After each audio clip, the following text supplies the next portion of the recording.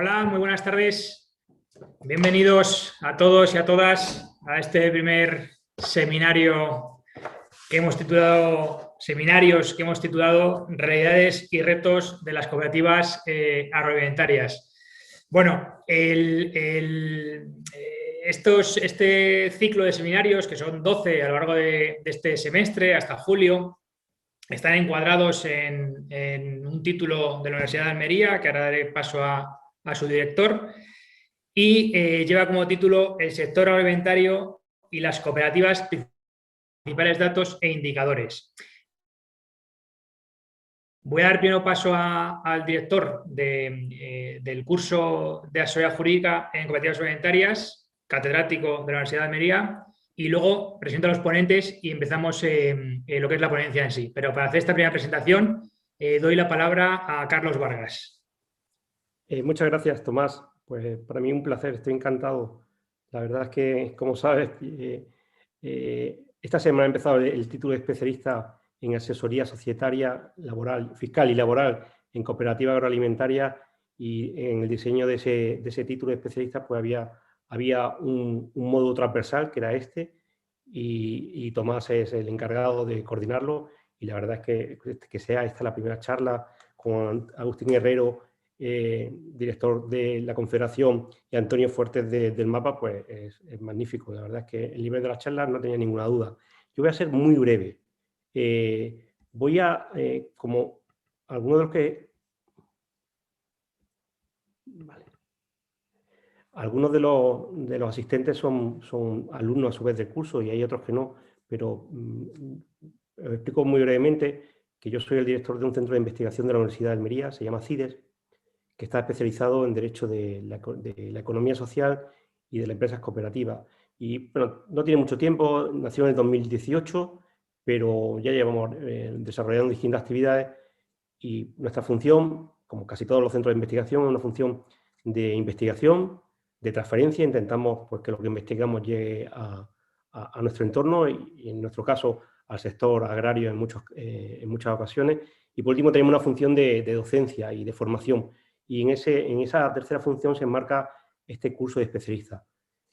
El curso que está aquí tiene unas características que lo comento porque quizás pueda ser de interés para las próximas ediciones de este título o del siguiente, porque la idea que tenemos es hacer primer título de especialista que está ahora en marcha, y después hacer uno segundo que está sobre contratación, regulación e integración de cooperativas agroalimentarias, y quien haga los dos cursos de especialista pues puede conseguir un máster en Derecho, un máster propio de la Universidad de Almería en Derecho de Cooperativa Agroalimentaria. No voy a entrar en detalle, sí quiero decir que estamos muy satisfechos y agradezco muchísimo a Cooperativa Agroalimentaria y a su cátedra de la Universidad de Valencia, con Pilar Guacil al frente, porque sin su colaboración y sin su ayuda para poner en marcha y para diseñar este título especialista, pues hubiese sido imposible. El curso empezó esta semana, tenemos 33 alumnos, la verdad es que la procedencia muy dispersa por toda el Estado español, de distintas comunidades autónomas y con perfiles muy diferentes. Hay un 25% más o menos que son gerentes y directivos de cooperativas agroalimentarias, otro 25% que son abogados con experiencia ya en el asesoramiento de cooperativas, otro 25% más o menos que son trabajadores de cooperativas, y otro 25% de recién graduados en Derecho, principalmente en Economía, bueno, que están intentando especializarse en un sector que la verdad que le pueda facilitar el acceso al empleo. Son unos 4 meses y medio. La idea es que después de, como decía, después de este primer título de especialista, que es sobre asesoría societaria, fiscal y laboral, se inicie el otro. Y lo que contaba, este título, paso rápido, pero porque no quiero detallar, se divide en 3 módulos. Hay un módulo teórico-práctico, donde damos los contenidos de las distintas partes que he mencionado anteriormente. Hay un módulo de aprendizaje basado en problemas, ABP, que es eminentemente práctico, que se desarrolla con casos, y que vamos a formar equipos con los alumnos para la resolución de casos tutorizados por profesores especialistas. Y después hay un módulo transversal, que es este, que se desarrolla la mayoría de las jueves de los jueves de los que consta el curso, y son distintas conferencias, distintas charlas. La idea yo creo que es muy buena porque no se puede, es decir, yo siempre lo digo, no se puede saber de derecho si no se sabe sobre el hecho que regula, la norma. Es decir, este acercamiento, esta aproximación de muchos de ellos que son juristas o graduados en derecho y que conozcan lo que es el cooperativismo agroalimentario, pues nos parecía fundamental. Y por eso de ahí surgió esta idea que vemos que hoy es la primera sesión y que por lo que tiene toda la pinta y por el nivel de los ponentes y de la temática, pues va a ser todo un éxito. Termino solo agradecer de nuevo a Tomás y de nuevo a Agustín, porque creo que él nos alentó fuerte para que pusiésemos en marcha cuando teníamos más dudas, porque ha sido difícil que pusiésemos en marcha este título, y por el número de matriculados, y yo creo que va a ser un éxito. La verdad es que confiamos en que sea así, y por falta de trabajo no va a ser. Nada más. Muchísimas gracias. Muchas gracias, Carlos. Pues nada, ya después de la introducción de Carlos, que nos explicaba un poquito, encuadraba un poquito estas charlas, pues vamos a la primera ya, sin perder más tiempo. Y tenemos con nosotros dos ponentes hoy. Tenemos a Antonio Fuertes y a Agustín Herrero, y va a empezar Antonio Fuertes, que es del Ministerio de Agricultura, de la Subdirección General de Análisis, Coordinación y Estadística, creo que es, Prospectiva. Y esta subdirección, que de la Confederación llevamos colaborando con ellos pues muchísimos años y además con una muy buena colaboración, hacen todos los años, ahora me corregirás, Antonio, yo creo que lo vais haciendo ya como 8 años o una cosa así, 8 o 9 años, hacen un informe anual de indicadores en agricultura, pesca y alimentación, que es un trabajo completísimo, un trabajo que además está público a través de la web del Ministerio de Agricultura, y que de verdad animo a su consulta. Pero bueno, hoy tenemos la suerte de que está Antonio con nosotros, que nos va a dar una visión macro del sector agro, y en fin, qué mejor que ellos, y en este caso él, que es uno de los padres de la criatura, para que nos lo cuente. Entonces nada, yo le voy a dar la palabra. Lo único que deciros a todos, si queréis hacer alguna pregunta a lo largo de la charla, tanto de Antonio como de Agustín, pues por el chat la escribís, y cuando terminen los dos, yo les leeré esas preguntas para poder contestarlas. Entonces, sin más, Antonio, te doy la palabra, tienes como 20-25 minutos para la exposición y hasta dentro un poquito. Muchas gracias. De acuerdo, pues nada, muchas gracias Tomás, y muchas gracias a Cooperativas por invitarme a este curso, ¿no? Lo primero voy a ver si soy capaz de compartir la presentación. Eso va a ser lo primero. A ver si funciona. Compartir.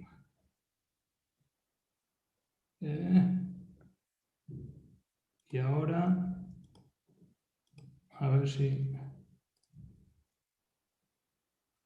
Ahí. Lo que pasa es que he entrado en la 5. Bueno, vamos para atrás. Bueno, creo que se ve, ¿no? ¿Se ve correctamente? Se ve, Antonio. ¿Se ve? Vale. No sé si se ve esto de diapositiva siguiente. Bueno, voy a comenzar. Yo creo que lo estáis viendo, con lo cual, si no me decís lo contrario, yo voy adelante, ¿de acuerdo? Bueno, como os decía Tomás, os voy a hablar de este informe anual de indicadores, y como os decía él también, pues yo trabajo en el Ministerio de Agricultura en la Subdirección de Análisis, Coordinación y Estadística, que tiene entre sus competencias, pues eso, el hacer análisis de los aspectos relacionados con las competencias del Ministerio, ¿no? Quería, para empezar, incidir en que el análisis en nuestro sector, en la sociedad en general, ¿no?, pero en nuestro sector es cada vez más importante. Y prueba de ello es la reforma de la PAC, que está ahora mismo en marcha, que introduce un cambio radical en el diseño de la PAC. Cuando un Estado miembro quiere construir unas medidas o establecer unas medidas, pues a partir de ahora esas medidas tienen que basarse en un análisis de las necesidades vinculadas en el Estado miembro a cada uno de los objetivos de la PAC. Y ese análisis se enmarca en un plan estratégico, que es el que está elaborando en este momento el Ministerio con las comunidades autónomas y con el resto de los agentes implicados en la agricultura española. Y eso es muy novedoso, es decir, esto no había ocurrido nunca, y de alguna manera pues fortalece la importancia que se le dan al análisis, lo cual para nosotros pues es muy bueno. Como os decía Tomás, voy a hablar de esta publicación, que es el informe anual de indicadores, lo hacemos anualmente, está en la web, tenéis ahí la dirección, está disponible y descargable en su totalidad. La mayoría de las tablas, la inmensa mayoría de las tablas las he tomado de esta publicación.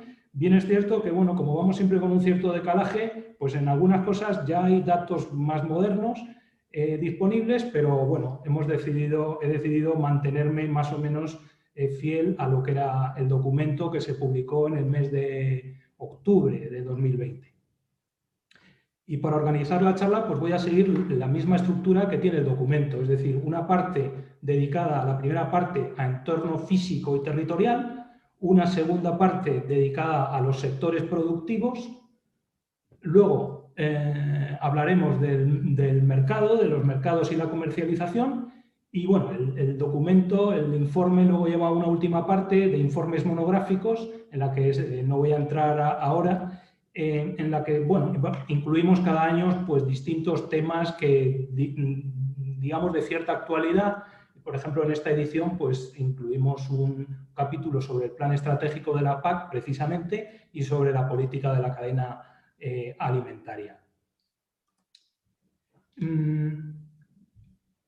Para empezar, como os decía, en la primera parte de entorno físico, pues tenemos una serie de capítulos, entre ellos empezamos hablando de la población y que caracteriza nuestro sector en el sentido de que ocupamos el medio rural, sobre todo, ¿no? Aquí, pues, en el documento hay cantidad de tablas y cantidad de gráficas. Yo he seleccionado algunas que he considerado, y en este caso pues vemos que el 16% de la población española vive en el medio rural y que ese medio rural abarca el 84% de la superficie. Que la densidad de población, lógicamente, es menor en el medio rural y que la evolución de la población es distinta en los municipios urbanos, en los que va aumentando suavemente, y sin embargo en los municipios rurales ha habido un descenso notable que viene a ser como un 0,7% anual. Más cuestiones que tratamos sobre la población, pues otra de la que se habla mucho, la población está más envejecida en los municipios rurales que en los municipios urbanos. Y además, aquí lo veis, es decir, el porcentaje de mayores de 65 años es mayor, 23,8 frente a los municipios urbanos, 18,4. Y además, en los municipios rurales pequeños es más alto todavía. Pasamos a hablar del territorio. Pues el territorio, como sabéis, el sector agrícola, el sector agrario ocupa gran parte del territorio de España, ¿no? Aquí en este tipo de tablas, que también hay muchas en el informe, pues con distintos colores se marcan, perdonadme, ahora no. Con distintos colores se marcan las distintas superficies y vemos, por ejemplo, pues que en general, evidentemente la superficie forestal sigue siendo importante, es más de un 30%, pero luego por comunidades pues la cosa varía y las comunidades, digamos, más agrícolas agrícolas en el sentido de cultivos extensivos como Castilla y León, Castilla-La Mancha o Andalucía, pues tienen más del 30% de su superficie con cultivos herbáceos y leñosos, mientras que las del norte, pues la cornisa cantábrica, lo que abundan son los prados y pastizales. Bueno, son temas por todos conocidos, pero que quedan reflejados en el informe, ¿no? De una forma gráfica y clara. Más temas de entorno físico, el agua. El agua en nuestro país, el regadío, pues es importantísimo. Nosotros tenemos una serie de informaciones, como por ejemplo pues, los tipos de riego. Es decir, el Ministerio tiene una encuesta, que es la encuesta ESIRCE, de superficies y rendimientos de cultivos, en la cual se ven el tipo de riegos que existen en las parcelas, y lo que se ha visto en los últimos años, una tendencia que ya viene de largo, es que el riego localizado va aumentando continuamente, que es el riego más tecnificado y más, digamos, más sostenible porque no desperdicia agua, y el riego por gravedad, por el contrario, pues es el que va disminuyendo. En general estamos hablando de unas 3.800.000 hectáreas de regadío, que es cierto que vienen también, la cifra total viene aumentando en los últimos años de manera suave. Por cultivos, pues lo que vemos es que desde 2006 el mayor aumento de superficie de regadío pues ha sido en olivar y viñedo y en frutales. En olivar y viñedo, como todos sabéis, pues bastantes superficies se han transformado de secano a regadío, y en frutales, bueno, en algunos de ellos también ha habido sustituciones de unos frutales por otros. Por el contrario, en herbáceos, pues la situación es más variable año tras año. Hemos detectado en los últimos años un aumento, pero bueno, que puede cambiar. Pasando a hablar del suelo, pues por ejemplo tenemos tablas sobre el contenido de carbono orgánico en los suelos, entre otras muchas que tenemos de fertilizantes y de demás cuestiones relacionadas con el suelo. El carbono orgánico, pues en nuestro país, como país mediterráneo, pues es un contenido relativamente bajo, 14,9, sobre todo si lo tenemos en cuenta la comparación con la Unión Europea, de 43,1 gramos de carbono orgánico por kilogramo. Bueno, esto es los tipos de suelos que son, digamos que son muy distintos entre unos países y otros de la Unión Europea. Esto sí que es más problemático en nuestro país, el tema de la erosión del suelo.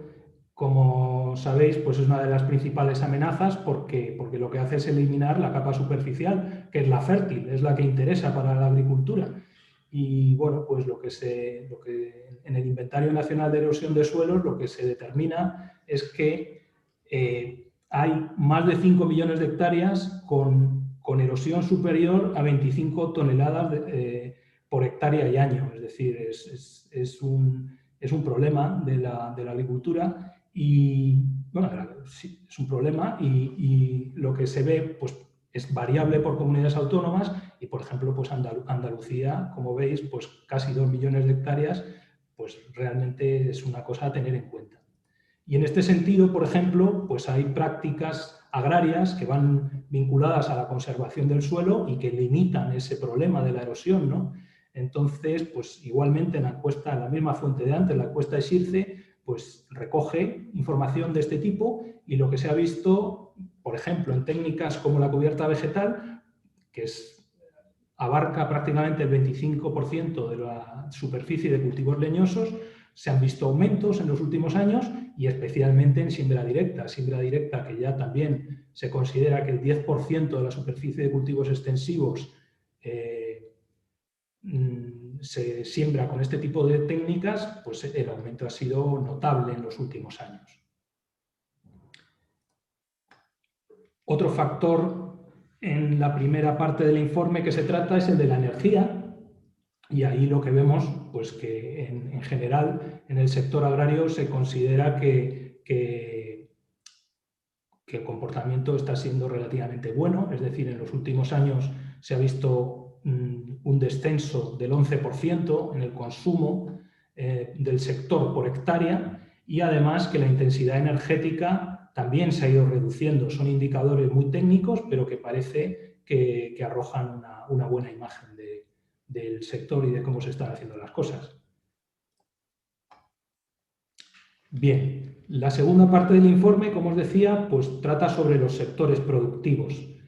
Aquí pues hablamos del sector agrario, del sector pesquero, que no es motivo de esta charla, y de distintas partes como la industria, que hablaremos luego, la industria agroalimentaria, la financiación, etc. En primer lugar, para hablar del sector agrario, lo primero quizás pues es hablar de las grandes cifras macroeconómicas del sector. Entonces, se calcula todos los años en el Ministerio, y en grandes cifras la producción de la rama agraria pues son más de 50.000 millones de euros. Los consumos intermedios, los inputs, el gasto en inputs, que es fundamental en la agricultura española, son los piensos, son 24.000 millones de euros. Y a partir de esas dos cifras se obtiene el valor añadido bruto, se le restan las amortizaciones, se suman las subvenciones a la producción, que son las ayudas de la PAC, básicamente, se le restan determinados impuestos y se llega a una cifra que es la renta agraria, que es, digamos, la que más se difunde, que en 2019 estaba por los 26.000 millones de euros. ¿De acuerdo? Esas cifras macroeconómicas, pues bueno, luego hacemos un análisis por comunidades autónomas de las mismas. Esta tabla de tanto número, pues bueno, está bastante cargadita, pero tiene cosas interesantes. Entonces, como os decía, esto es una tabla de la producción de la rama agraria por comunidades autónomas. Y lo que vemos para empezar, por ejemplo, es la importancia de Andalucía. Andalucía es el 30% de la rama de la producción agraria de España. El 30% está en Andalucía. Podemos ver también, por ejemplo, la diferencia entre la parte vegetal de la producción procedente de cultivos y la parte animal procedente de ganadería. Un 60% aproximadamente es vegetal y un 40% es animal. En la parte vegetal, la importancia de Andalucía es mayor todavía, es un 40%.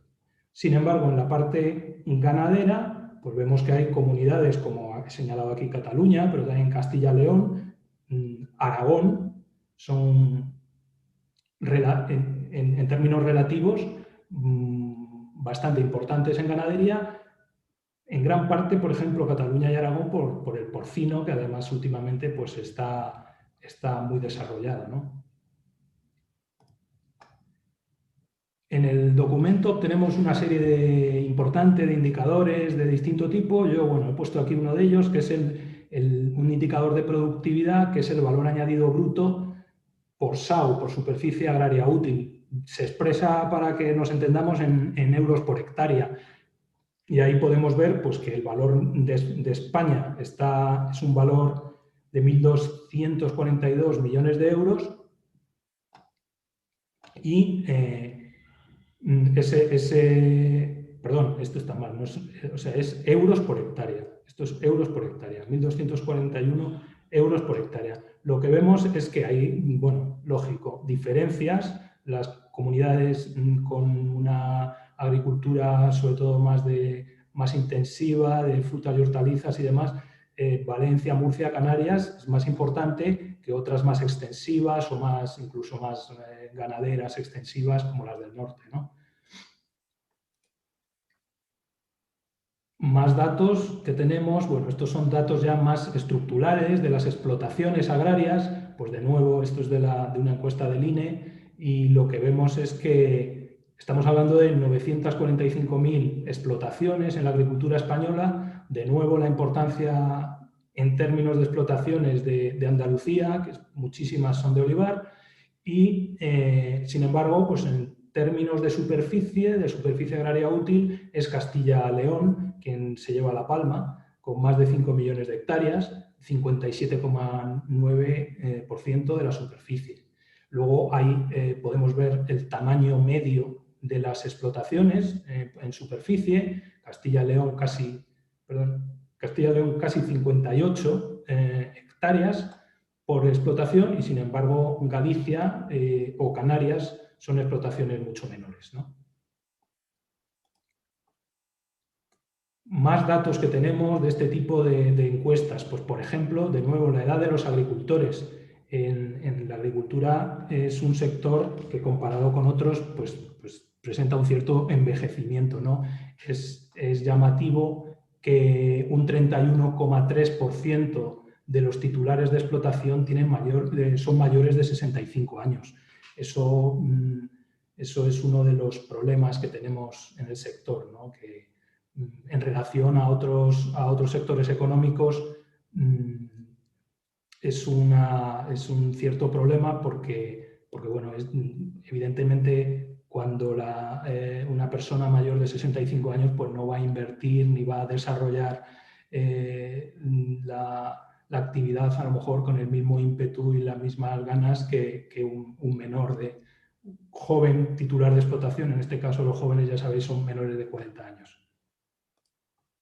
Más sectores, más información sobre los sectores. Bueno, pues entramos en la industria agroalimentaria. La industria agroalimentaria es parte sustancial de lo que es nuestro mundo y aquí, bueno, damos primero las grandes cifras del sector. Estamos hablando, por ejemplo, de una cifra de negocios de casi 120.000 millones de euros.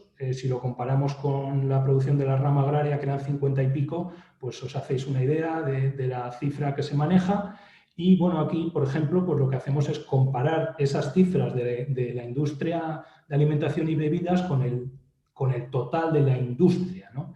Y vemos, por ejemplo, que el número de empresas supone cerca del 15% de las empresas, en personas ocupadas casi el 20% y en cifra de negocios pues también rondamos el 20%. Se obtienen distintos tipos de indicadores de productividad que los tenéis en el informe si queréis consultarlos. Otro tipo de información que obtenemos pues es, que mostramos es la distribución de esas industrias por subsectores. Y lo que vemos pues que casi el 40% se enmarcan dentro del subsector de panaderías y pastas alimenticias, que se caracteriza por ser industrias de poco tamaño, es decir, industrias pequeñas y abundantes. Y bueno, y después, sin embargo, pues ya van otras industrias que son mayores, como la de fabricación de bebidas con el 18% o la industria cárnica con el 12%.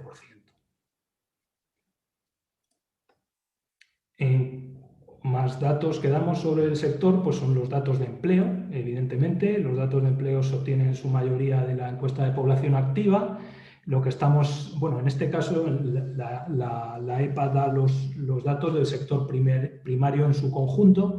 Bueno, la pesca no supone, proporcionalmente es mucho menor que la agricultura. Estamos hablando de casi 800.000 ocupados, parados unos 186.000. Y, sin embargo, la industria, pues estamos con cifras de más de 500.000 de ocupados y unos 44.000 parados. Estas eran las cifras de 2019.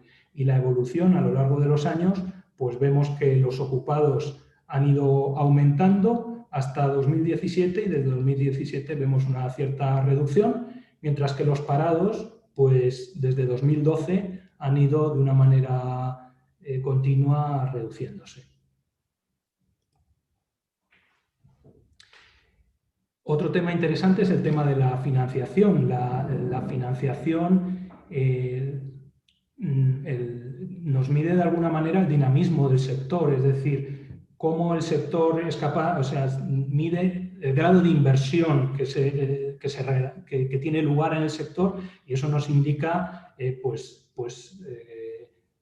digamos, la pujanza de la agricultura en este momento. Nosotros lo que hemos visto, tenemos distintas informaciones que se recogen, proceden la mayoría del Banco de España, y ahí lo que vemos es que si comparamos a nuestro sector, que lo tenemos en color naranja, lo comparamos con el total de las actividades productivas, lo que vemos es que se ha producido una recuperación del crédito después de la crisis de los años anteriores y desde 2014 se ve muy clara esa recuperación, que sin embargo en el resto de los sectores no se ha dado tanto. Es cierto que en 2019 parece que la cosa se frenó un poco.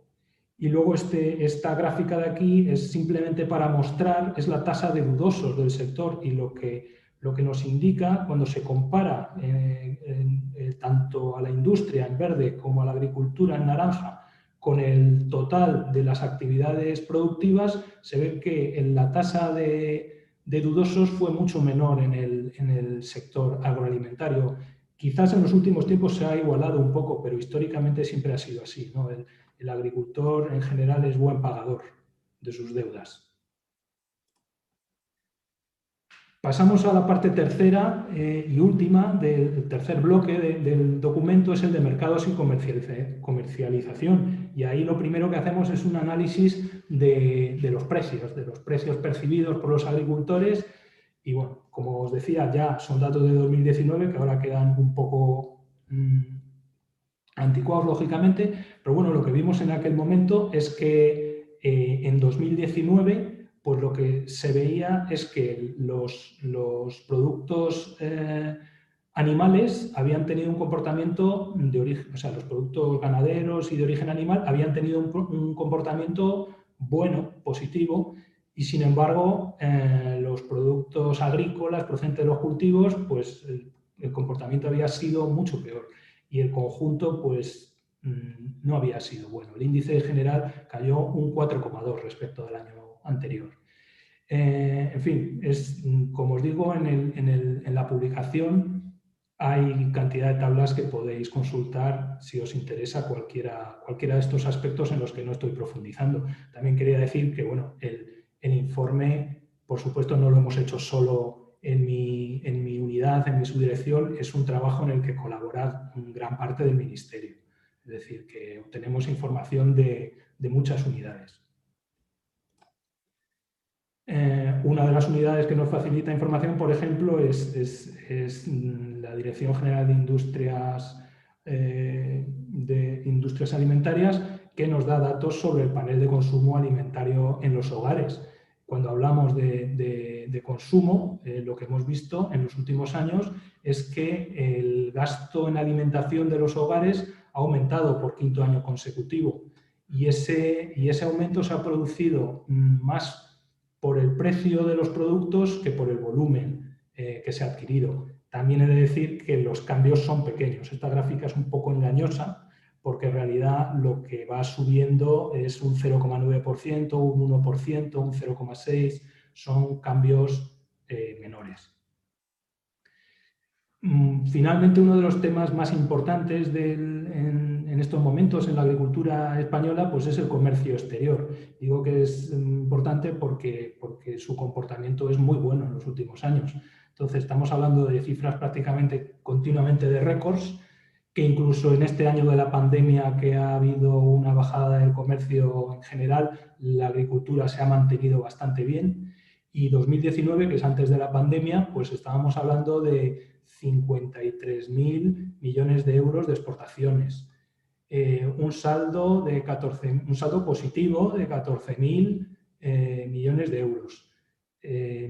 Las exportaciones agroalimentarias suponen un 18% del total de las exportaciones españolas. En esta gráfica, en rojo está el total de la economía y en verde las exportaciones agroalimentarias y en naranja las importaciones agroalimentarias y en morado las importaciones totales de la economía. Los principales productos exportados, pues los conocéis de sobra. Frutas y hortalizas, porcino, que en los últimos años es digamos, el que más ha aumentado, especialmente en el mercado chino, y aceite de oliva y vino. Y importaciones, pues lo que más importamos es pescado.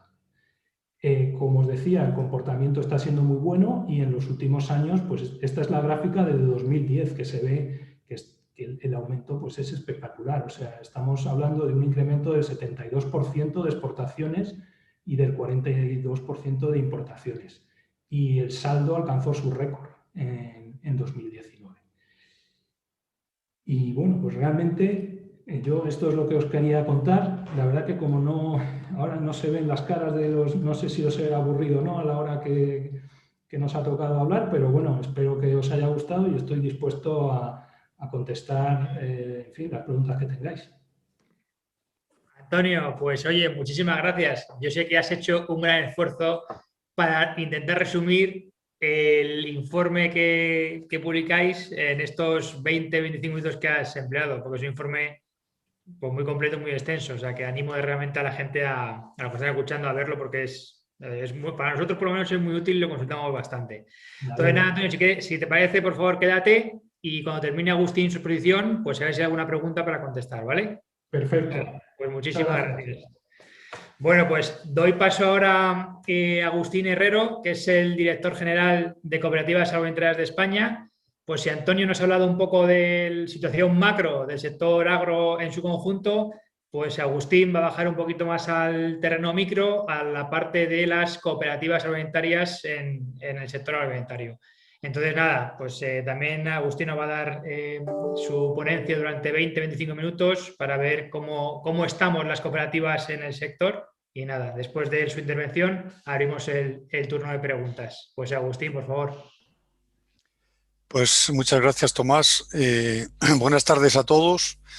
En primer lugar, en fin, quería manifestar mi satisfacción no por participar en esta sesión, que también me agrada poder hacerlo, sino sobre todo pues por lo que supone de poner en marcha este máster referido al cooperativismo agroalimentario, que bueno, nosotros desde Cooperativas Agroalimentarias de España tratamos de impulsar el conocimiento del cooperativismo y tratamos de impulsar la profesionalización del cooperativismo, y eso tiene mucho que ver con que haya expertos, buenos expertos, conocedores de materias que tienen mucho que ver con el desempeño de la labor de las cooperativas, ¿no? Y por lo tanto, pues nuestro agradecimiento a la Universidad de Almería, especialmente a Carlos Vargas, y ya digo, pues mi satisfacción por poder estar aquí, sobre todo por participando en este máster, que espero que tenga largo recorrido y ayude a formar a muchas personas para que el cooperativismo esté bien asesorado para poder cumplir con su función. Muy bien, pues yo voy a presentaros los datos del cooperativismo agroalimentario. Creo que estáis viendo ya ahora la presentación. Son los datos numéricos de lo que es el cooperativismo en España. Este trabajo lo hacemos en Cooperativas Agroalimentarias de España en colaboración con el Ministerio de Agricultura. Tenemos un convenio de colaboración con el Ministerio para el desarrollo de actividades que tienen que ver, obviamente, todas con el cooperativismo, todo que tiene que ver con la modernización, la mejora de la actuación de las cooperativas y también del conocimiento del cooperativismo, ¿no? Entonces, hacemos este trabajo encuestando a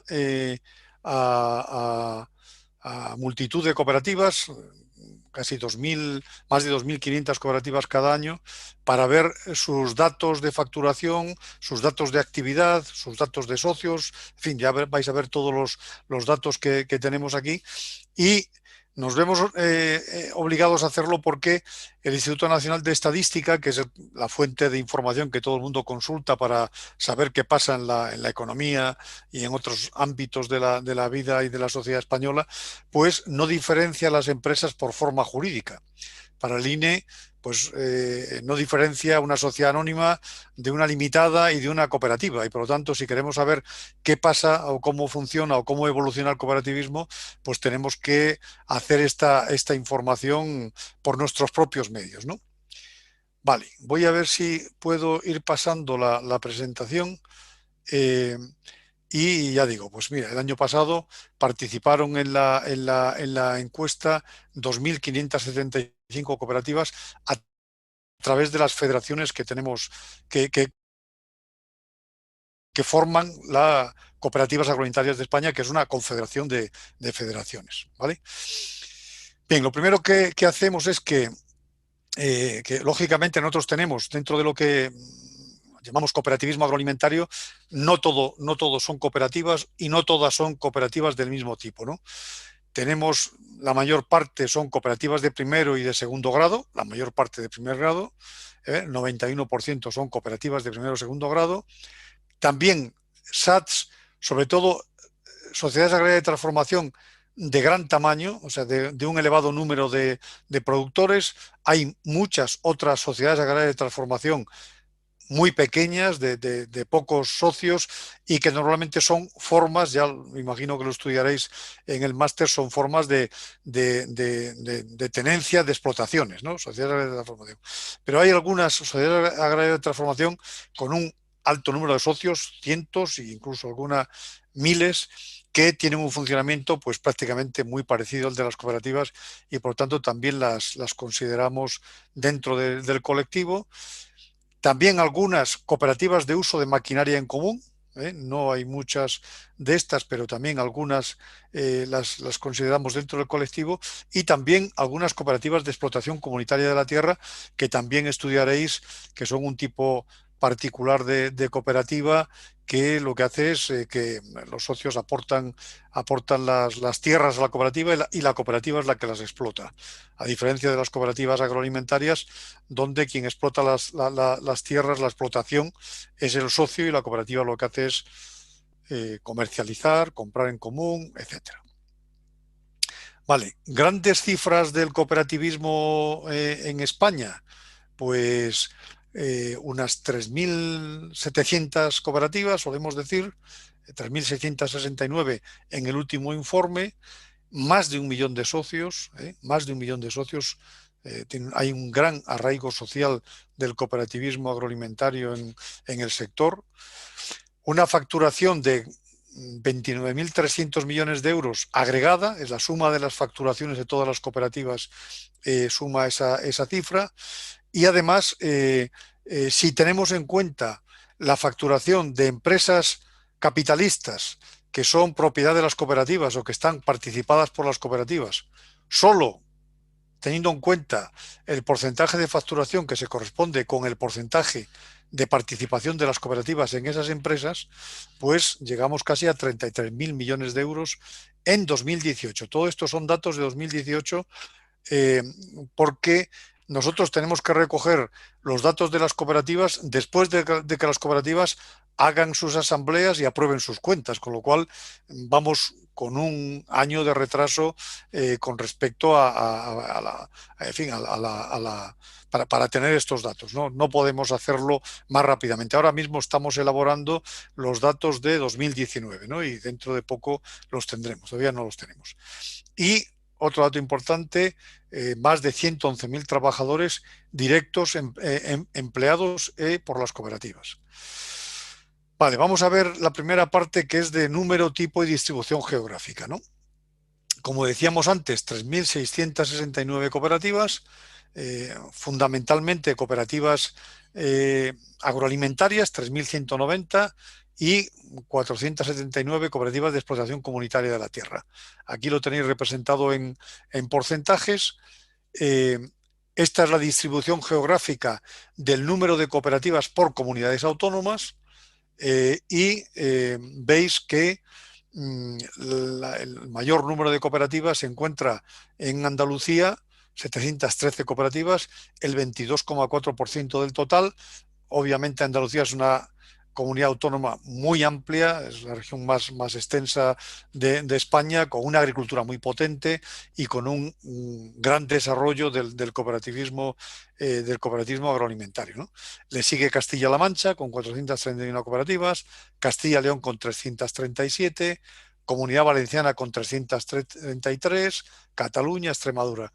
Estas 6 primeras comunidades autónomas tienen el 75% del total del número de cooperativas, ¿no? Y luego el resto, pues ya veis, números inferiores de número de cooperativas. En general, veis que la cornisa cantábrica tiene un número inferior de cooperativas que lo que es el arco mediterráneo. El arco mediterráneo y la zona central es donde predominan más las cooperativas, y en menor medida las cooperativas de la cornisa cantábrica.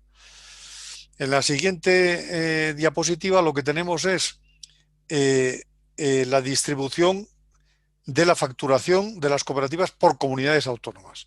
Y vemos también que, en este caso, en Andalucía, las cooperativas que hay en Andalucía facturan el 38% del total, la Comunidad Valenciana 9,5%, Castilla-La Mancha, las 6 comunidades autónomas, que prácticamente son las mismas, representan el 78% del total de la facturación de las cooperativas. Y aquí lo tenéis pues representado en este diagrama. Esta diapositiva relaciona las dos variables que hemos visto antes. Por un lado, el número de cooperativas, la línea azul representa el número de cooperativas por comunidad autónoma, como veíamos antes, y la barra verde representa la facturación de las cooperativas de la comunidad autónoma, ¿no?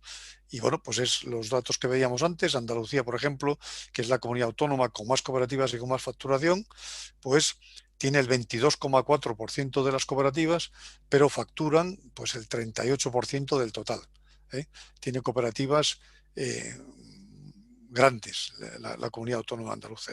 Y por contra, pues yo que sé, por ejemplo, en Castilla-La Mancha, pues con el 13,5% de las cooperativas, pues factura el 9,3%, ¿no? Bien, esto es, digamos, este diagrama, ya digo, lo que representa es, por un lado, facturación y número de cooperativas en cada una de las comunidades autónomas. Vamos a ver ahora datos de facturación de las cooperativas, ¿no? Nosotros empezamos a hacer este informe del cooperativismo en el año 2006 y por lo tanto tenemos datos de cada año desde 2006 hasta 2018. Entonces lo que decíamos antes es que la facturación agregada, la suma de los volúmenes de facturación de cada una de las cooperativas en España, pues asciende a 29.365 millones de euros. Como veis, ha tenido una evolución, pues lógicamente creciente. Desde 2006 ha crecido un 46% en valor. Si a esa facturación le sumamos los datos de lo que facturan cooperativas a través de empresas no cooperativas, empresas de capital, sociedades limitadas o sociedades anónimas, que son o bien propiedad al 100% de las cooperativas o bien son empresas en las que las cooperativas tienen un porcentaje del capital social, pues teniendo en cuenta solo la facturación que se corresponde con el porcentaje de capital social que tienen las cooperativas en esas empresas mercantiles, la facturación total pues llega a los 32.988 millones de euros en 2018, ¿no? Esta cifra, comparada con la inicial, supone un incremento del 64%. Hemos puesto aquí otras cifras para comparar esa cifra, no para comparar, para que tengamos una idea que nos permita valorar lo que supone 29.000 o 32.000 millones de euros. Dicho así, pues en fin, igual uno no se hace una idea, ¿no? Pero por ejemplo, en 2018 el valor de la producción final agraria supuso 52.000 millones de euros. Quiere decir que el valor de la facturación de las cooperativas pues equivale al 63% de la producción final agraria. No son cifras directamente comparables, porque en la facturación de las cooperativas hay procesos de transformación industrial, no solamente producción agraria, pero nos sirve para hacernos una idea del tamaño, ¿no? Pues aproximadamente lo que facturan las cooperativas equivale al 63% del valor de la producción final agraria, y aquí hemos puesto los datos de las ventas netas de la industria agroalimentaria, ¿no? Que en 2018 el total de la industria facturó 118.502 millones de euros. Bueno, pues las cooperativas representaban en ese año un 28% de esa cantidad. Hay que tener en cuenta que las cooperativas forman parte de este total, son empresas del sector agroalimentario, forman parte de este total, y lo que podemos decir es que el 28% de esta cifra total de la industria pues se corresponde con facturación de las cooperativas. Hablamos ahora del número de socios. Como decimos más de 1 millón de socios. Bueno, la cifra de socios registrados en los libros de registros de socios de las cooperativas en el año 2018 ascendía a 1.159.579 personas asociadas, socios. Como veis, es una cifra muy, muy estable desde 2007, con una variación pues del 0,1%, por lo tanto es una cifra que se mantiene muy estable a lo largo de los años, ¿no? y que pone de manifiesto el gran arraigo social del cooperativismo en el sector agroalimentario. alguien podrá decir, oye, hay más socios que agricultores en España. Pues hay más socios que agricultores en España y eso tiene una explicación. Algunos agricultores son socios de más de una cooperativa. Porque a lo mejor tienen una explotación pues con olivar y viñedo, que es muy frecuente, y son socios de la cooperativa vitivinícola y son socios de la almazara cooperativa, porque la cooperativa no tiene las dos actividades, ¿no? Más de dos cooperativas, porque los inputs, los suministros, los fertilizantes, los fitosanitarios, a su vez los adquieren en otra cooperativa, ¿no? Y luego también es verdad que en esta cifra pues hay muchos socios que han estado vinculados a las cooperativas durante toda su vida. Tiene para ellos la cooperativa ya más valor emocional que económico, pero quieren seguir siendo socios de la cooperativa y permanecen como socios, y por lo tanto, pues de ahí sale esta cifra tan grande, ¿no? El empleo en las cooperativas, decíamos que más de 111.000, pues 111.151 empleos fijos en las cooperativas, empleos directos de las cooperativas, y que también es una cifra pues que va creciendo a lo largo de los años. Aquí vemos la evolución. Son empleos estables y bueno, pues por lo tanto, pues la cifra ya digo, creciente, moderadamente creciente, pero sobre todo pues de empleo estable, ¿no? De empleos, digo, directos en las cooperativas. Obviamente aquí no tenemos en cuenta, no tenemos el dato de cuántos empleos generan los socios de las cooperativas. Ese dato no lo tenemos y por lo tanto sería obviamente muy superior, ¿no? Estos son empleados de las cooperativas. Vamos a ver ahora en qué sectores participan las cooperativas. Aquí tenemos representados los principales sectores, los sectores donde hay mayor número de cooperativas y mayor facturación. Vemos que el sector de frutas y hortalizas es el que más factura. El 29% de la facturación total de las cooperativas se corresponde con frutas y hortalizas, y el 24% del número de cooperativas, ¿no? El siguiente sector es aceite de oliva, donde facturan entre todas las cooperativas de aceite de oliva el 14% del total, pero en números son el 35%, ¿no? En suministros, que son las cooperativas que compran en común medios de producción para las explotaciones de los socios, pues el 49% del total de las cooperativas desarrolla actividad de suministros. Es muy frecuente que cualquiera de las cooperativas de frutas o de vino de cualquier sector tenga una sección de suministros, es muy frecuente. Entonces, bueno, pues el 49%, la mitad de las cooperativas hacen esta actividad y suponen el 13% de facturación, y así sucesivamente, ¿no? Veis los principales sectores por facturación: frutas y hortalizas, aceite, suministros, y por número de cooperativas, pues suministros, aceite de oliva, etcétera. Esto es cómo están evolucionando la facturación de los principales sectores. Vemos que el sector de frutas y hortalizas pues va creciendo todos los años. En el sector de aceite de oliva, sin embargo, los precios son más variables. Tiene también mucho que ver con la variabilidad de las producciones del sector.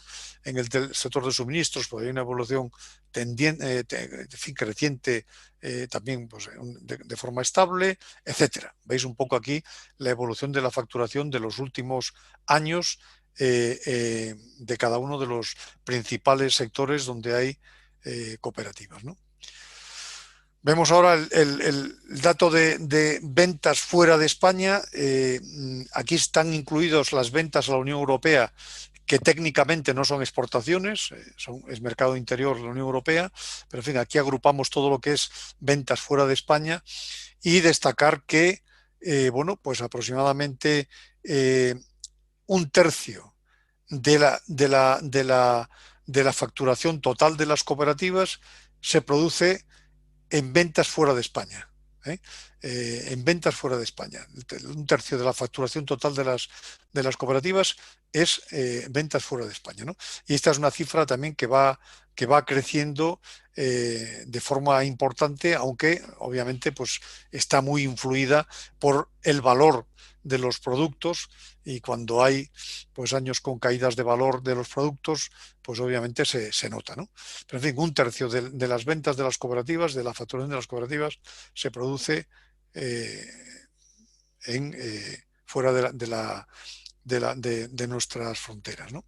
Y aquí tenéis las 20 cooperativas más exportadoras del total del cooperativismo, ¿no?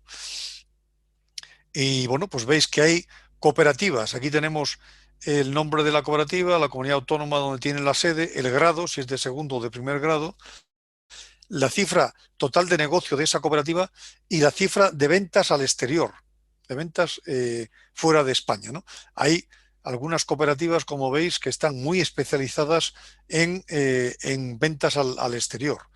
Son cooperativas muy orientadas a la exportación. Por ejemplo, Anecop, que es la que más vende al exterior, pues un 78% de todo su negocio es fuera de España. Única Group, el 80% de su facturación está fuera de España. Onuba Fruit, el 86% de su facturación, etcétera. Veis, las cooperativas hortofrutícolas están muy orientadas a la exportación, y luego también aparecen algunas cooperativas multisectoriales como Decop, que es aceite de oliva y vino, pero ya veis con cifras muy inferiores en respecto del total de su negocio. O Coren, que es ganadera, pues el 38% lo hace fuera de España, ¿no? Bueno, aquí veis, como digo, las principales cooperativas exportadoras de España. Hemos empezado a sacar desde 2011 datos de actividad ecológica para ver cuál era la participación, la actividad de las cooperativas en este producto. Y bueno, pues no sé, el dato que yo destacaría es que el 27% del total del sector ecológico procede de ventas de las cooperativas, ¿no? Y como veis, pues es una cifra pues que va creciendo año tras año, ¿no? Y hemos también empezado a sacar datos de la participación de mujeres en el cooperativismo, ¿no? Desde 2016. Y veis que el porcentaje de socias, de mujeres que son socias de las cooperativas, sobre el total nacional, pues es del 26% en 2018. Es decir, el 26% de los socios de cooperativas son mujeres, son socias de cooperativas, son mujeres, ¿verdad? Y por otra parte, estamos viendo también la participación de mujeres en los órganos de gobierno de las cooperativas, en los consejos rectores. Aquí vemos que hay una cifra muy inferior, ¿no? Y desde 2016, estamos impulsando en la organización pues actividades para potenciar la participación de mujeres también en los órganos de decisión de las cooperativas, para que podamos equilibrar en mayor medida estas cifras, ¿no? Nos parece que es positivo la participación de las mujeres en los órganos de gobierno de las cooperativas y no solo como socias. Venga, aquí tenemos una diapositiva de principales cifras. Aquí agrupamos todo lo que hemos visto hasta ahora: el número de cooperativas, el número de socios, la facturación con las entidades participadas, el tamaño medio de las cooperativas. Este me parece es un dato nuevo.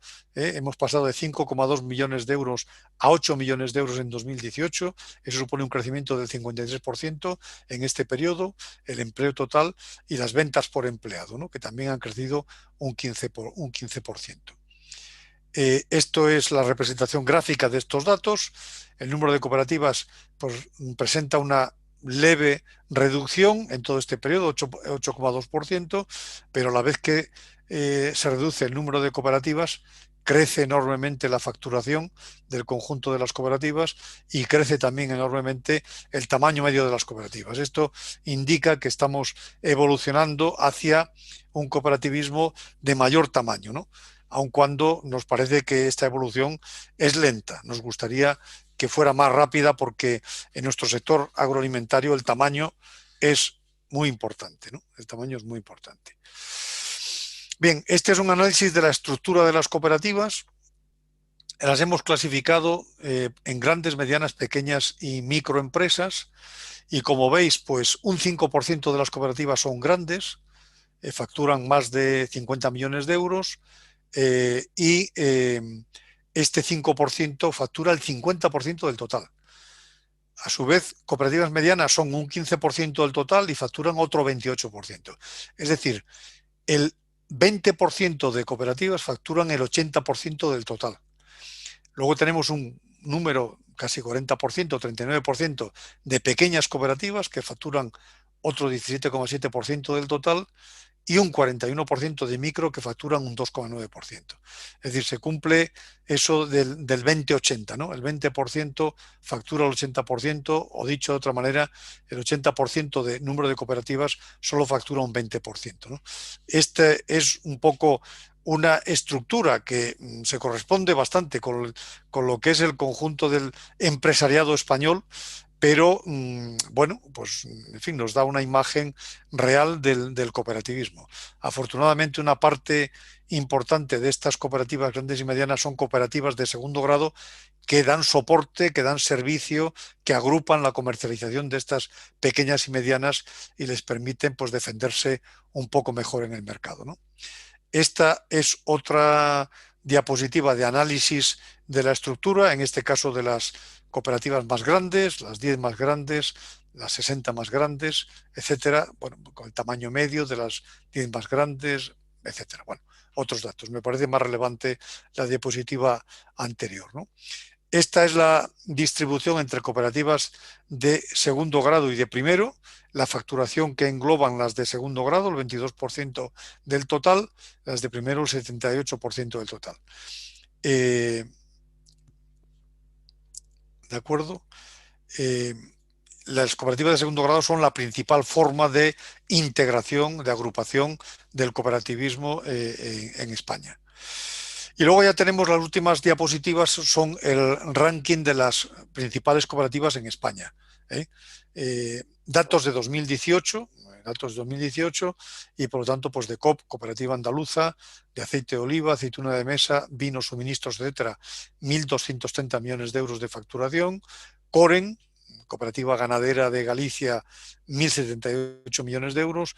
El Grupo AN, cooperativa también multisectorial de Navarra, cereales, avícolas, hortalizas, sede en Navarra, pero con ámbito en varias comunidades autónomas, todas ellas, tanto de COP como el Grupo AN son supraautonómicas. Coren es estrictamente del ámbito de Galicia. Luego tenemos a Central Lechera Asturiana, que también es de primer grado, también tiene ámbito supraautonómico, etcétera, ¿no? ANECOP. Bien, estas son las COVAP, COVADU, principales cooperativas españolas. Luego aquí lo tenemos por primer grado y por segundo grado, ¿no? Y finalmente, pues poco la evolución de las principales cooperativas en los últimos años. Y este es un poco el panorama del cooperativismo.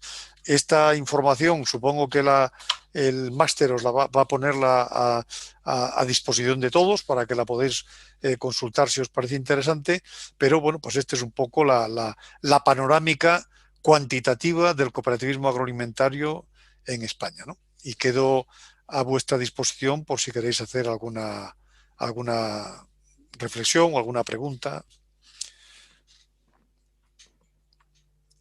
Pues vaya. Agustín, muchísimas gracias por la exposición. Como bien dices, pues estará a disposición de los alumnos del curso de asesoría la ponencia. Los datos de los CAE están públicos también en la web de Cooperativas Agroalimentarias de España y también están ahí disponibles, pero aún así facilitaremos las ponencias. Y ahora dejadme ver si hay alguna pregunta. Hay una de Ana. Os la paso a leer. Dice, en esta segunda parte se ha hecho mención a que estamos evolucionando hacia menos cooperativas, pero que estas presenten un mayor tamaño. ¿Podríamos enlazar esto con la tabla que hemos visto de la importancia de las exportaciones de las cooperativas? ¿A mayor exportación, mayor tamaño requieren las cooperativas? Sin duda. Yo diría que para exportar hace falta tener un tamaño relativamente importante. sea, el tamaño en el cooperativismo agroalimentario pensamos que es un factor clave de competitividad de las cooperativas, porque la mayor parte de los productos que comercializan las cooperativas son productos poco diferenciados. Los productos agrarios en general son productos poco diferenciados. No quiere decir con esto que no haya productos, que no haya especificidades, especialidades o delicatessen, ¿no? ¿Verdad? Y que haya productos muy diferenciados. Pero en general, los productos en el mercado agroalimentario tienen un comportamiento pues como commodities, como productos poco diferenciados. Entonces, en la comercialización de los productos poco diferenciados, el precio, la competitividad se hace por precio. Entonces, una cooperativa, para poder acceder, por ejemplo, a mercados exteriores, pues necesita un cierto tamaño, necesita tener una estructura de personal, una estructura digamos, empresarial, que le permita tener los conocimientos y las competencias para poder acceder a mercados exteriores, ¿no? Para poder ser cliente de operadores importantes, por ejemplo, la distribución, pues tienes que tener un tamaño relevante, porque la distribución no compra a pymes, salvo que sean productos muy diferenciados. Entonces, el tamaño empresarial es muy importante porque es la llave para acceder a otras capacidades fundamentales para poder competir, como es la profesionalización en la gestión, como es la capacidad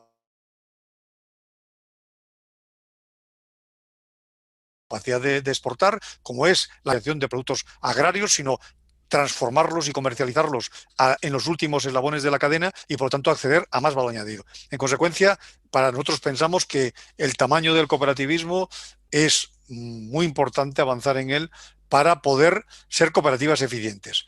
Y el tamaño no tiene por qué estar reñido con la proximidad al socio y con la participación del socio en la vida de la cooperativa. No defendemos un modelo de cooperativas alejado del socio. Nosotros creemos que la cooperativa es un instrumento al servicio de los intereses de los socios, y por lo tanto hay que potenciar la participación de los socios en la vida de la cooperativa, pero a su vez tenemos que hacer que el tamaño de las cooperativas sea suficientemente importante para que sean eficientes, para que puedan captar valor añadido de la cadena agroalimentaria y puedan revertir a los socios pues el mayor valor añadido posible, que para eso es para lo que se constituyen las cooperativas. Hay otra pregunta, y la voy a lanzar con otra que me ha llegado por otro lado. Pregunta también Carlos, el director, dice, me gustaría saber si se tienen datos de la evolución del sector agro y del cooperativismo agrario español tras un año de pandemia.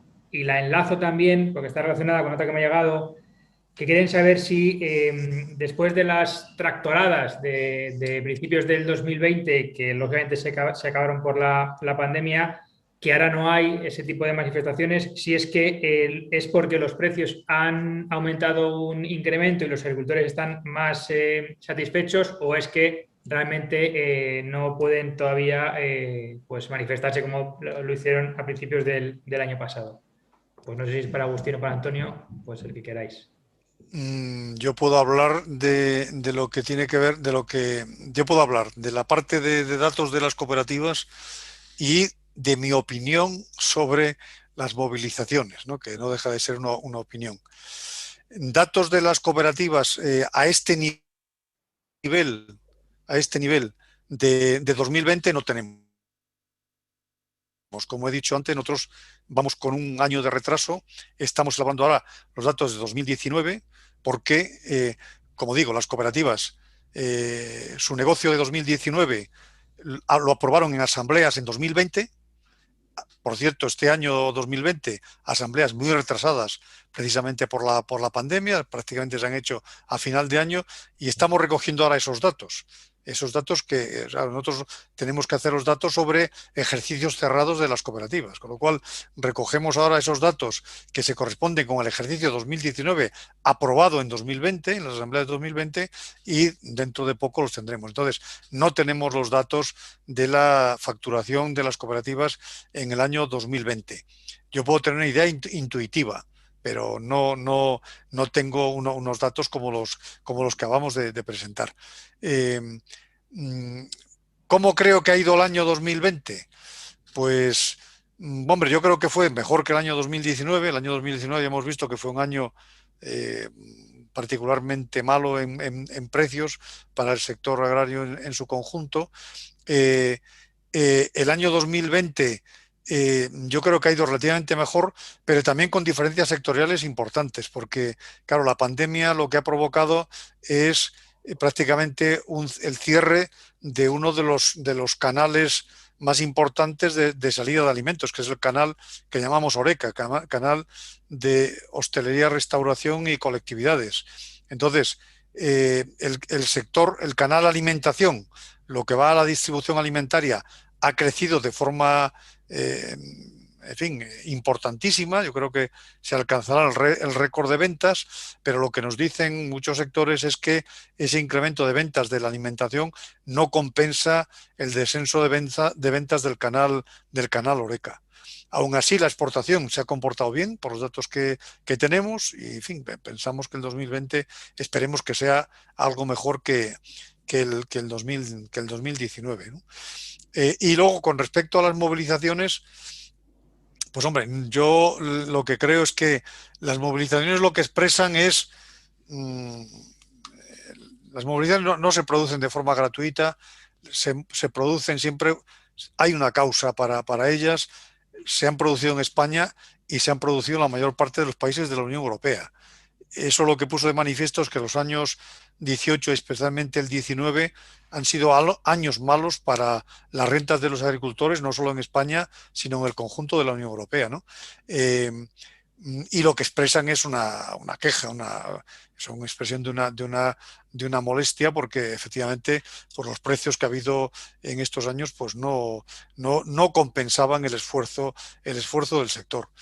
En la medida en que los precios mejoren, digamos, la situación pues digamos se mejorará. Yo no sé si ha mejorado tanto como para que no vuelva a haber movilizaciones. En algún caso hemos escuchado alguna opinión en el sentido de que había que movilizarse. Yo lo que creo es que sectores que esto, digamos, hay que analizar el comportamiento sector a sector. El sector del aceite de oliva, que ha tenido, yo creo, un peso muy importante en las movilizaciones que ha habido en el año pasado, está mejorando los precios de forma importante, sobre todo por el hecho de que la cosecha de este año es una cosecha pues bastante más corta que las expectativas que había hace unos meses, y el comportamiento del mercado es bueno, por lo tanto los precios están mejorando. Por contra, el sector vitivinícola ha tenido un año 2020 muy malo y afronta un año 2021 también muy malo porque el canal Horeca está cerrado no solo en España, está cerrado casi en todo el mundo, con lo cual esto va a pesar mucho, Entonces, bueno, pues vamos a ir viendo cómo se comporta el mercado. En la medida en que la situación sanitaria se vaya normalizando, pues también debería ir recuperándose el canal Horeca, y esto pues nos vendría bien al conjunto del sector. Es lo que os puedo decir. Antonio, sí, yo creo que vosotros tenéis datos, Antonio, de avance de 2020, ¿no? Sí, claro que sí, es lo que os iba a decir, que de 2020 hay datos y muchos. Y bueno, en general tú has dicho, bueno, estoy de acuerdo en todo lo que has dicho, es decir, las cifras macro lo que dicen es que la renta agraria subió un 4%. Es verdad que la renta agraria es una cosa agregada que esconde muchas realidades, y como tú has dicho, hay sectores que evidentemente lo han pasado muy mal. Igual que has dicho, el sector del vino, o sea, los afectados por cierre de la hostelería, el ovino de carne. Otros, como el de flores y plantas, pues ni te cuento, ¿no? Como la crisis que han tenido. Es decir, que algunos sectores sí que han tenido problemas, pero en general las cosechas este año han sido normales o buenas, no ha habido sequía ni grandes problemas y los precios, bueno, ha habido un poco de todo, pero no han sido catastróficos ni mucho menos. Y en cuanto al comercio, pues ha sido, ya os decía antes, que mientras que el resto de los sectores económicos han dado un bajón importantísimo, las exportaciones agroalimentarias se han mantenido o incluso han mejorado respecto al año anterior. Es verdad que el porcino tira mucho, pero no solo el porcino, en general no ha ido mal la cosa. Y la industria, bueno, la industria agroalimentaria sí que ha tenido más, sobre todo de nuevo, sectores, los sectores de bebidas, por ejemplo, pues al cerrar la hostelería le ha afectado bastante, pero bueno, yo creo que en general no ha ido mal el año. Gracias. Oye, terminamos ya con la última pregunta porque ya estamos fuera de tiempo, pero es importante la pregunta para que deis vuestra opinión, sin extenderos mucho, porque con la que voy a preguntar os podéis extender lo que queráis, pero intentad ser breves. Pregunta: ¿cómo puede afectar el Brexit al cooperativismo y a las exportaciones agrarias? Pues, Antonio, si quieres contestar tú, si no, yo puedo. También Bueno, tengo mi punto de vista, ¿eh? Esto es la bola de cristal. Vale. Bueno, pues si quieres comienzo yo. Yo Sí. simplemente, sin hablar del cooperativismo, que te lo dejo a ti, en general las exportaciones agrarias, hombre, lo que se espera es que de algún modo nos afecte para mal, sobre todo al principio, hasta que se ajuste un poco los mecanismos de exportación, porque al salir de la Unión Europea pues van a cambiar las condiciones para esas exportaciones.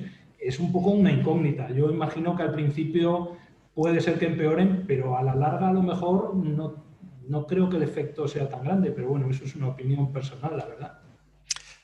Yo, mi punto de vista, primero, ha habido un alivio grande después de que in extremis se alcanzara un acuerdo del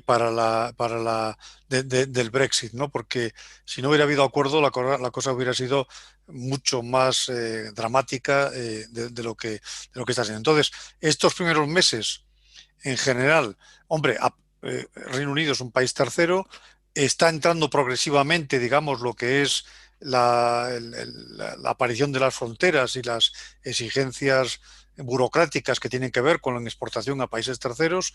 De momento no está habiendo grandes problemas en lo que es el abastecimiento al Reino Unido y nuevamente de cara al futuro, pues yo también creo que el efecto va a ser diferente según los sectores. Por poner dos casos de sectores importantes para España, para el cooperativismo y para España en general. Sector hortofrutícola y sector vitivinícola, ¿no? Que son dos productos que se exportan mucho al Reino Unido. Sector hortofrutícola, pues yo creo que habrá un problema más o menos desde abril a junio, en fin, este primer año, que es un año de ajuste, de adaptación a la normativa, a la documentación, a pasar las aduanas, que hasta ahora no había, etcétera. Pero yo en general no creo que deba tener un gran impacto, entre otras cosas porque el Reino Unido no puede sustituir la producción europea de frutas y hortalizas. El Reino Unido depende de las frutas y hortalizas europeas. Y traerlas de fuera de la Unión Europea va a ser mucho más costoso y mucho más complejo. En consecuencia, yo creo que el mercado, las exportaciones de España, que es un gran exportador de frutas y hortalizas al Reino Unido y en general de la Unión Europea, no deberían sufrir. Debería llegar a alcanzar un punto más o menos de equilibrio con respecto a la dinámica previa al Brexit. El vino, por ejemplo, sin embargo, es un producto no perecedero, con lo cual el abastecimiento de productos no perecederos desde mercados lejanos es mucho más fácil que el de productos perecederos como los hortofrutícolas. Y además, el Reino Unido, que tiene una relación privilegiada con países de la ex-Commonwealth, por ejemplo, yo que sé, Sudáfrica, etcétera, otras zonas importantes productoras del mundo, pues es posible que se produzca una sustitución de vinos europeos por más vinos procedentes de países terceros y cabría esperar una reducción de nuestras exportaciones en ese sector, ¿no? Pero ya te digo que tiene que ver, o yo lo veo, por la necesidad del Reino Unido de abastecerse de productos perecederos o abastecerse de productos no perecederos que tienen más facilidad de importación desde zonas más lejanas, ¿no? Pero bien, vamos a ir viendo cómo funciona. De momento no hay grandes problemas.